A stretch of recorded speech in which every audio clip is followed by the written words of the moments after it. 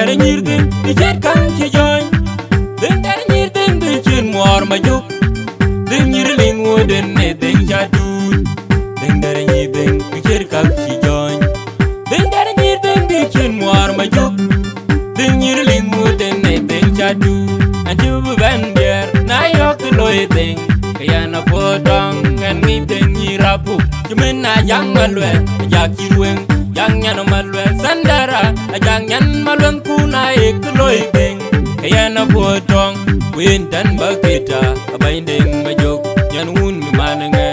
wen dan bakita abaindeng majok na ek loy den anju ban der e bai podong den mana jamrun nyirapu kan number 1 den kwanyang madudi den anyang abung nyan kai anyang belaka jedudi den udir giriti kwanyang madudi den anyang abung nyan kai anyang belaka jedudi den udir girele na bakloy den akwai lwala gan akwai berenda karatin nan chingu benadi na bakloy den akwai lwala gan akwai berenda karatin nan chingu benadi nyan jenga sire dud mawin na mai na eden mai na eden ke do ta darwan kundir gi rele ding mane jamrun miraku ka number 1 ding churo tam we apungir gi ding churo tam we apungir mangadi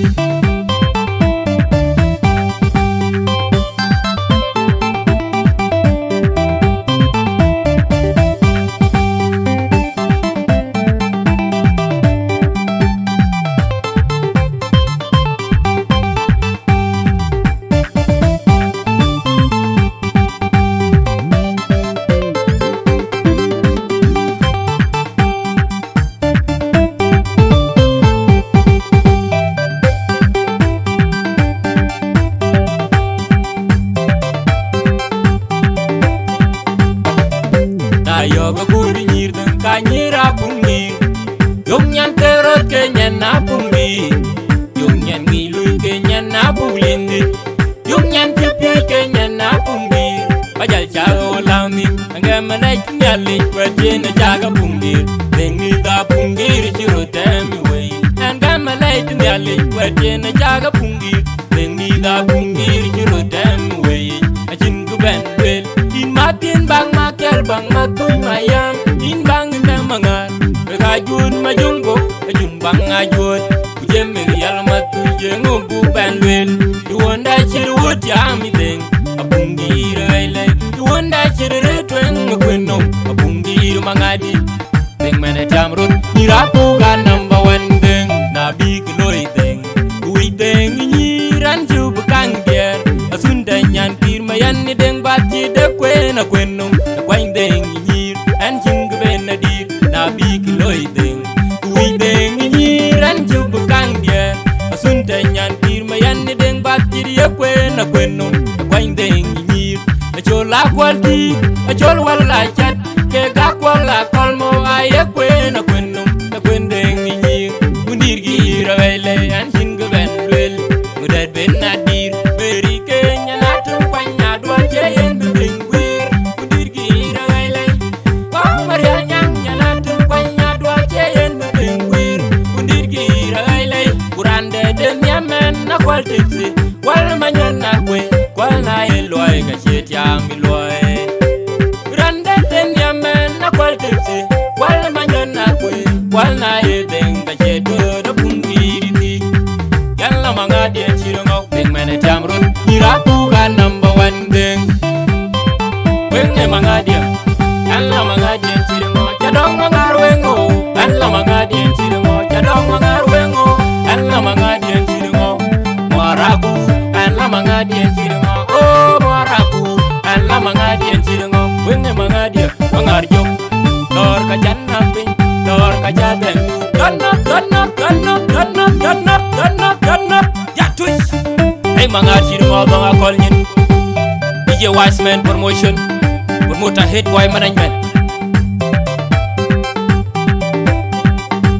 irabu na eloy a chet yam miloy irabu na edinga na mo an girkul irabu na eloy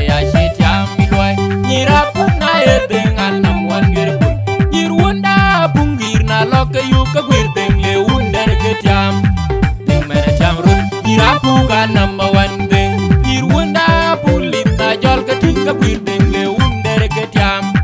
Thing man tiam rut. Irapuga number one thing. Thing churo time way. Apungiri di.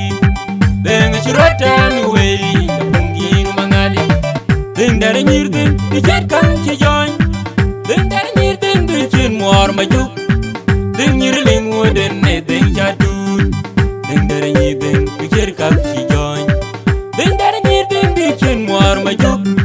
Thing nyirling woden ne thing jadun. Anju ban biar na yok loy thing. Kaya na potong ngan mi thing nyirapu. Cuman na yang malwe jakirweng. Yang nyan malwe sandara. Yang nyan malweng kuna ek loy thing. Kaya na potong wintan bakita abinding majok yan un manangan. Wintan bakita abinding majok na ek loy thing. Anju ban biar e bay potong thing man jamrut irapu ka number one thing. Kwanyang maduri ding anyang abung nyan kai anyang belaka jedudi ding udir giri kwanyang maduri ding anyang abung nyan kai anyang belaka jedudi ding udir giri le na bakaloy ding akwai lwala gan akwai berenda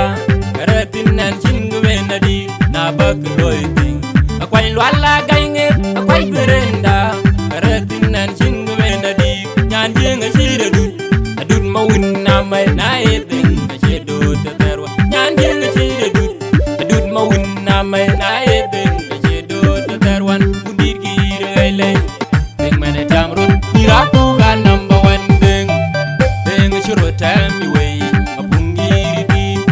ding churo tami way apungiri mangadi.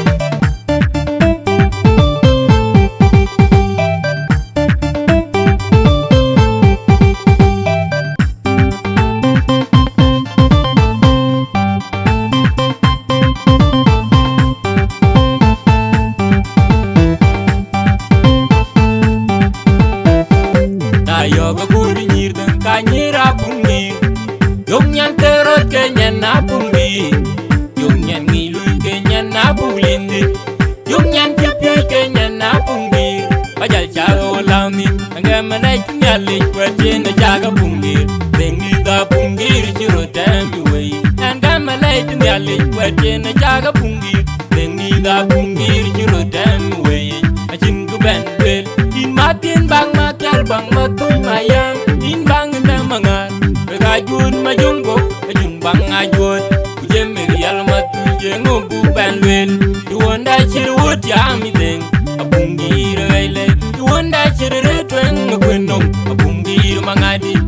Deng mana jamrut Irapu ka number one deng Nabi kiloy deng Uy deng nyiran jubukang biar Asunda nyan pirmayan ni deng bati de kwena kwenum kwang deng nyir an jinga benadir nabi kiloy deng uy deng nyir an jubu kang dia Asunda nyan pirmayan ni deng bati de kwena kwenum kwang deng nyir achola kwaldi achol wala chat ke ga kwala kolmo aye kwena kwenum kwen deng nyir undir gira gaile an jinga benwel udat benadir beri kenya natum kwanya dua jayen bing wir undir gira gaile